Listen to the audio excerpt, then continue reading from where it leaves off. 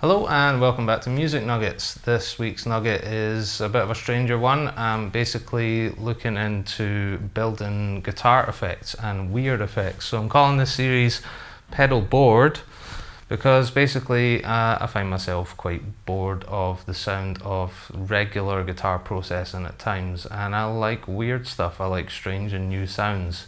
So first thing I'm going to do is show you a little video of my band Bloke Music playing a song called Son of a Glitch, and it's basically utilizing glitch effects really heavily. So here we go.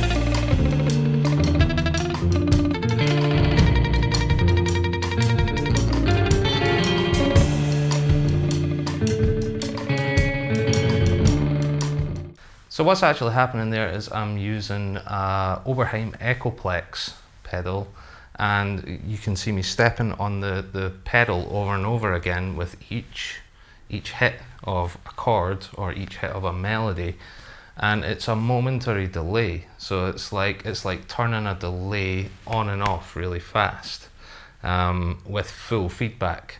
So the delay resets itself every time I hit that switch. What that means is, depending on how long my foot's actually on the switch, it's never going to be the same amount of time, even if I'm trying. So you get these really irregular, fast stuttering repeats. Now, I no longer have that pedal. I live in China now, and I'm trying to basically live on a budget and with a small footprint. Money's actually not that much of an issue. What's more of an issue is what I can take home when I eventually go home. So I came over to China with, here you can see axoloti.com, and that refers to the website where you will see this. I've done a video on this already, but it was more of a synthesis video. So this is a circuit board with audio in and out, 2 audio ins, 2 audio outs, and it's got MIDI via USB or MIDI via MIDI DIN. And I've built lots of different synthesizers and effects and used it for recording so much. But what I'm planning to do now is build a bunch of effects that when I eventually go back home, I can build a pedal board using, say, a MIDI foot switch. At the moment, I'm using this controller that's on the floor. And for all the music nuggets that I've been doing over the last few weeks, the looper is on the Axoloti, so I've built a looper. So you can basically build a ton of different effects and really customize them to suit yourself. What I'll do is I'll demonstrate that on the laptop really quickly. So let's choose something simple. Let's say a tremolo effect. So let's open a new patch and bring in Let's bring in a stereo input. And a stereo output. And I'm not sure which input. I'm going into a little preamp that cost me £10 before it goes into, I've got another Axoloti on the floor, so it goes into a preamp and then it goes into one side of the audio in. Can't remember if it's left or right. But what I do here is I just bring in a little object that mixes the two sides together so that no matter what side it's on, it will bring in the audio input. So let's quickly do that. And here we go. So you can hear that that is just sending the signal straight through from the input to the output of the Axoloti. So now anything that I put in between, anything that I put here, can be used to process the sound, and the options are pretty limitless with this system. I should mention this thing only costs like €65. It's incredible. And I think a lot of pedal makers are actually just working with DSP boards like this to make their pedals now. So a lot of pedal makers will use the same board for all their effects and just develop a different effect using the same board each time. So that's essentially what we're doing here in this little graphical programming language. Once I've built something on here, I can just upload it to the board, assign a bunch of MIDI controls, and it can be a standalone effect forevermore, or until you decide to change it. So let's do the tremolo thing. Tremolo is basically volume swelling in and out at regular intervals. So what I'm bringing in here is a voltage controlled amplifier. It's an old synthesis term.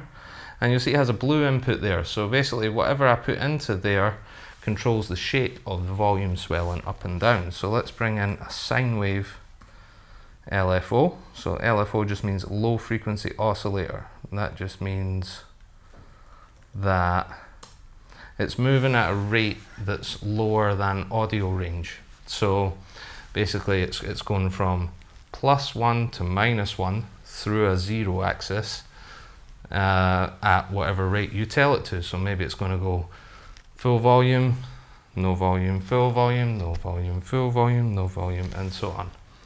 And you will see that, or you'll hear that rather, when I plug this in. So now that sine wave there controls the speed of the tremolo. So if I slow that down, you'll hear.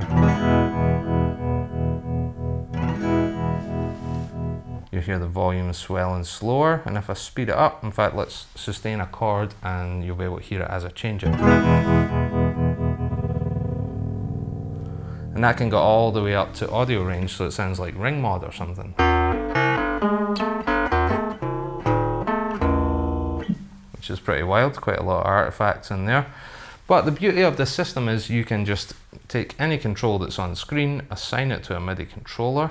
So let's say controller, I know that the fader here, sorry I'm using this with my foot, but my fader here is 84, so MIDI CC 84. And you have to go unlive and then live again. And that should now be controlled. Yeah, and you can see that. So I'm going to slide that up and down.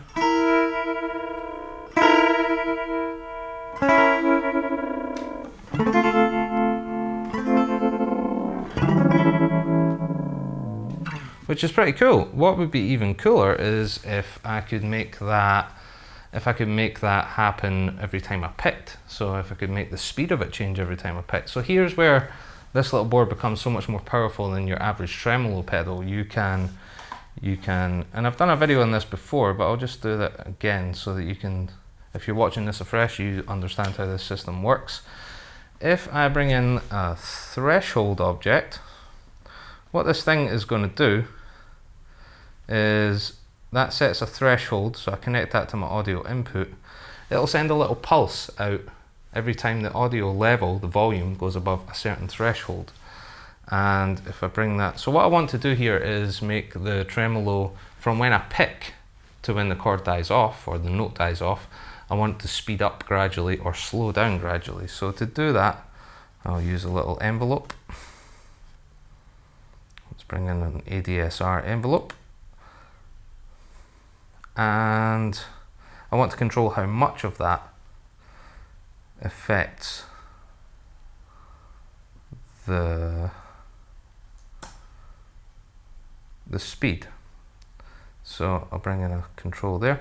So this input on the sine wave just means that you can control the knob, you can control the speed of it using an external source. So in this case, the ADSR. So if I want it to slow down over time, I'll set a long decay, and okay, so you can see there 1.47 seconds. So it's going to take 1.5 seconds for it to go from its fastest.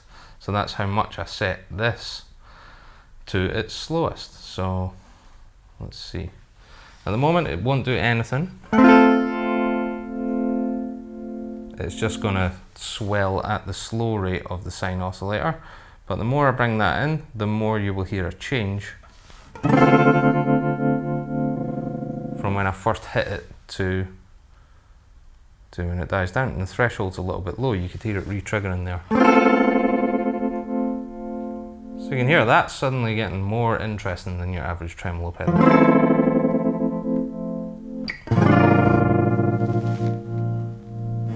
And you can make that ridiculous. You can make that a little bit faster there.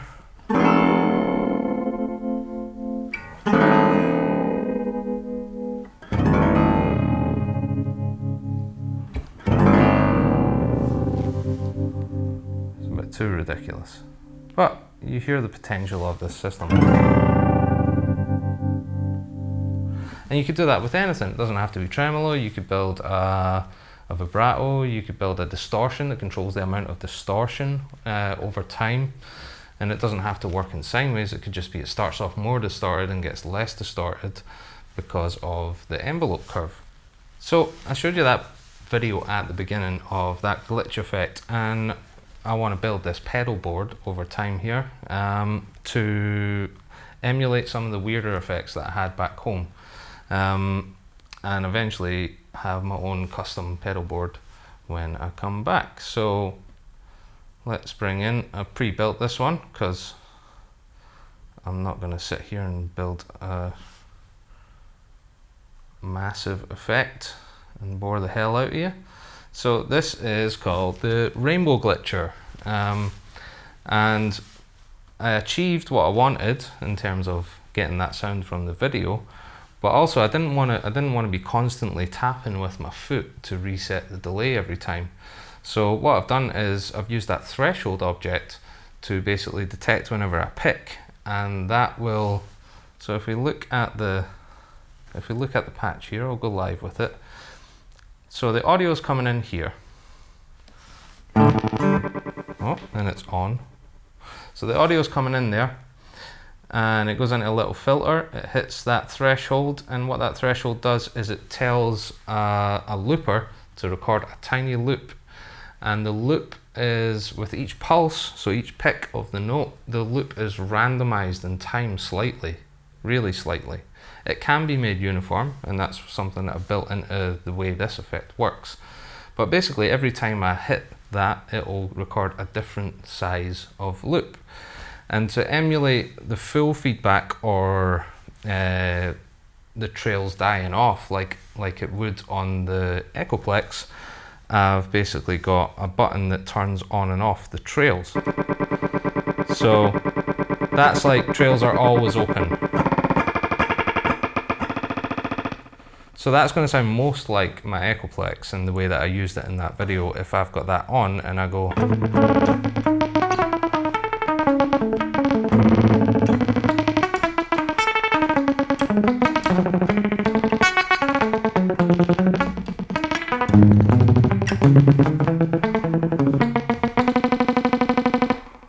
But I can turn that off, or rather I can flip that to be an envelope that determines how long those trails will continue for. So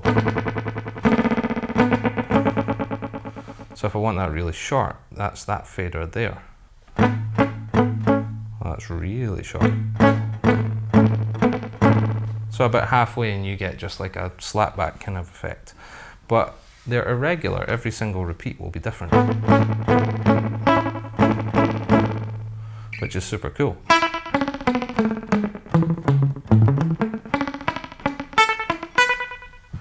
And there's pedals that do this now, like I said, with the advent of like DSP technology and companies using little boards in their pedals.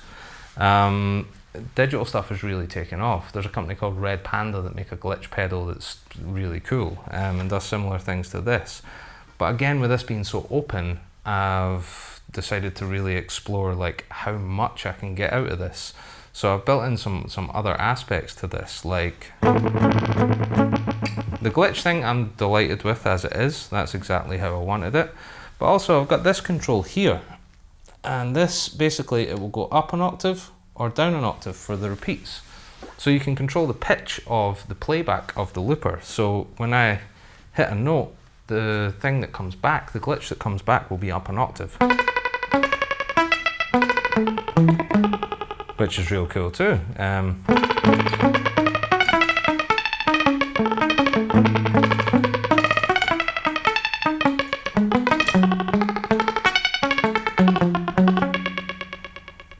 So that's awesome, and also it can be an octave lower, and you can play with it while you're playing. So like it can be an octave lower,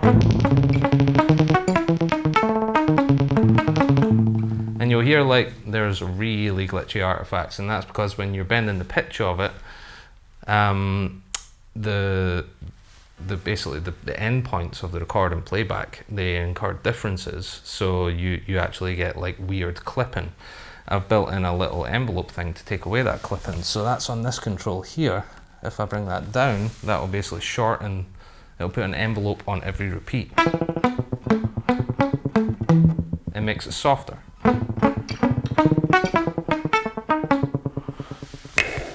But I kind of like it with a glitch. I mean, the whole point in it is it's a glitch effect. But you can find sweet spots with that and tailor it to how you like. But also with this, if I put the infinite glitch back on, you can change that knob in real time.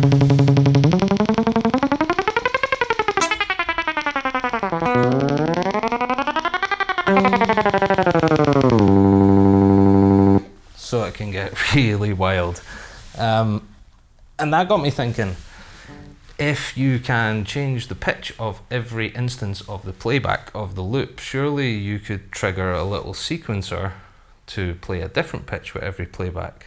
So that's what I've done here. If you look at this side of the patch, that's basically a counter that counts through 8 slots. So you can see 1, 2, 3, 4, 5, 6, 7, 8.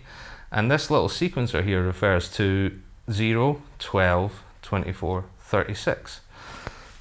So that is semitones, but basically that will ramp up through 4 octaves with every 4 repeats. So if I bring that in, full, then you get this effect.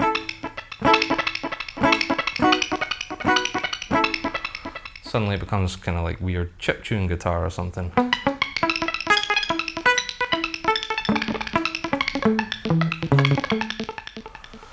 And I built a reverb into this patch as well, because it kind of softens that weird glitchiness, especially when it's changing pitch all the time.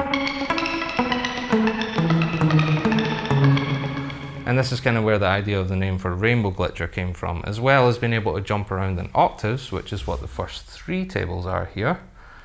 You can see a sequence where it's gradually gone up through pitches. That's a major scale over 2 octaves. So if I change that, I can change between 4 sequences here. That's the first one with the 4 different octaves. If I go more than a quarter through the knob's treble, then you have, it's going up 4 octaves and it will come down an octave. You can see on that little end point, it comes down an octave. So that's more of a smooth thing going up and down. Again, weird chiptune sounds. If I go to that one, it's just going to jump up and down an octave.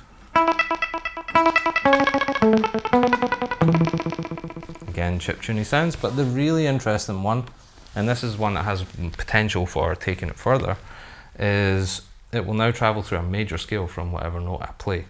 So if I play E up here, it's going to travel through 2 octaves of an E major scale.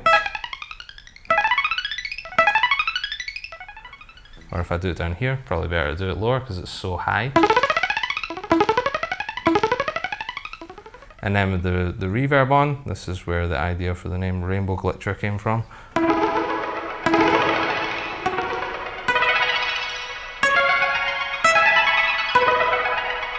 It kind of reminded me of the Earthquaker Rainbow Machine, which does similar things. It's basically a pitch shifter within a delay's feedback loop. So this is working on different principles, but it's the same end result really, or a similar end result.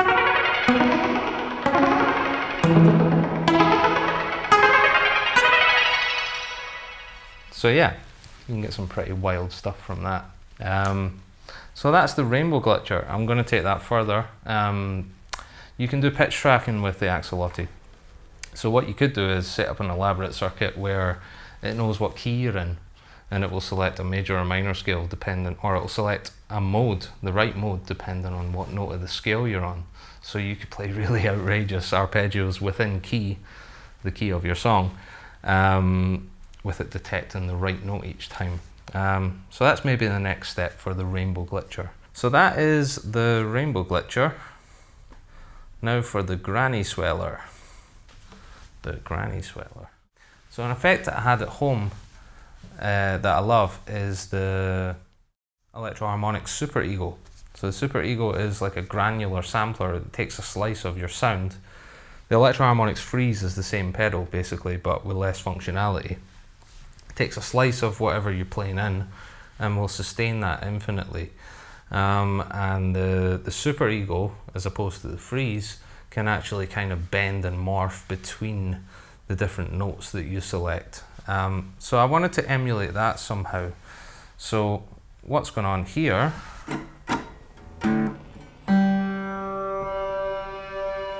Okay, so it's working.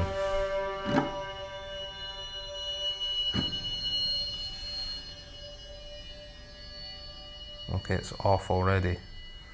It's a way off on one. I don't have any of the controls hooked up to the controller here, but I'll just do this by hand and you'll be able to see me changing it. So this one's really sort of prototypal at the moment, and here we have basically the signal goes in and it's basically all wet. The signal is all wet. It goes into a reverb which is on like infinite sustain, and that reverb goes out to the output.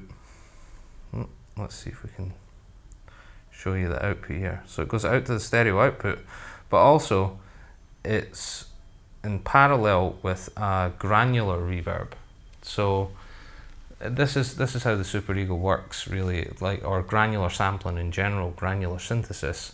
It will take tiny slices of the signal that you're playing in, and it will repeat those slices and have different slices from different points in the timeline spread out over a certain amount of time, and you can control the spread and the regularity or the irregularity of the spread, but it's basically lots of tiny slices that are being faded in and out of each other. Oh, can still hear a bit of feedback there. Tiny little slices that are being like faded in and out of each other, creating this really sort of cloudy, sustained reverb kind of sound. So I'll let you hear what the reverb's doing. First of all, what I've done is I've used that threshold thing. So the threshold is here.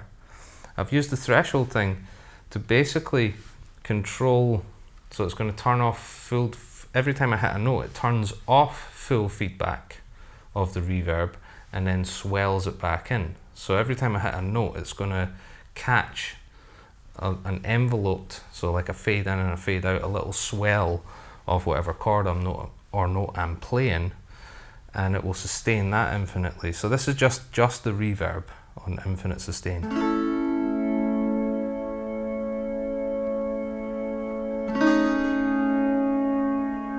And you can see those knobs moving by themselves, and it's because the threshold thing here tells an internal CC thing to control those knobs.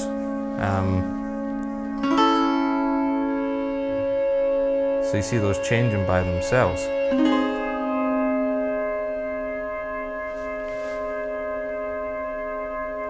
And it's awesome.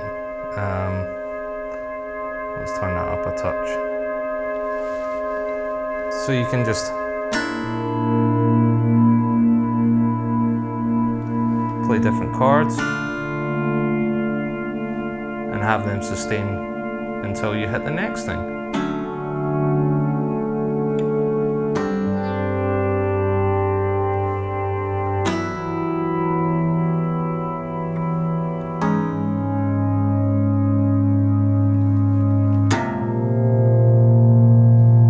Still working on the response of it,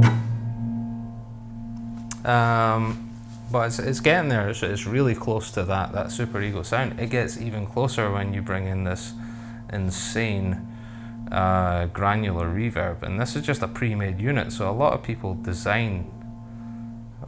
code little objects in this system, so it's always updating and new things appear all the time. It's another thing that's so great about the Axoloti. So now what I've done here is this control here brings in that granular reverb. So now you'll hear the granular reverb over the top of the sustained reverb.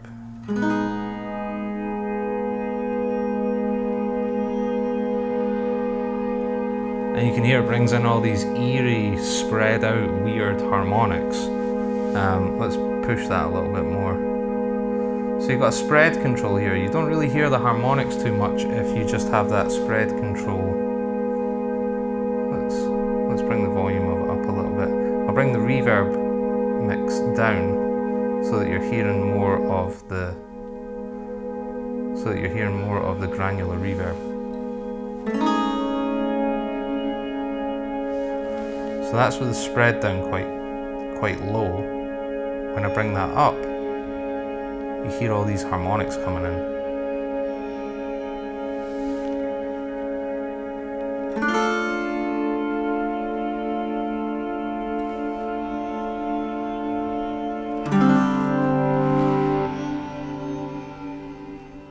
Whoa.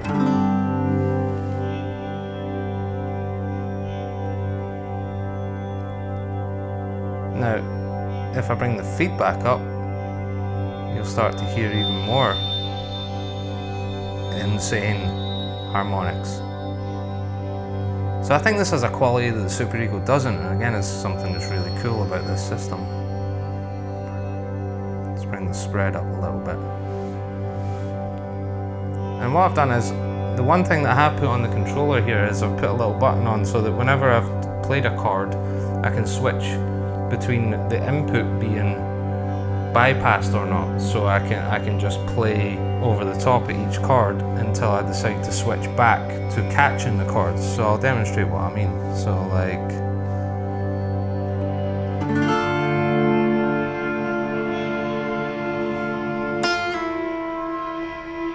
okay, so.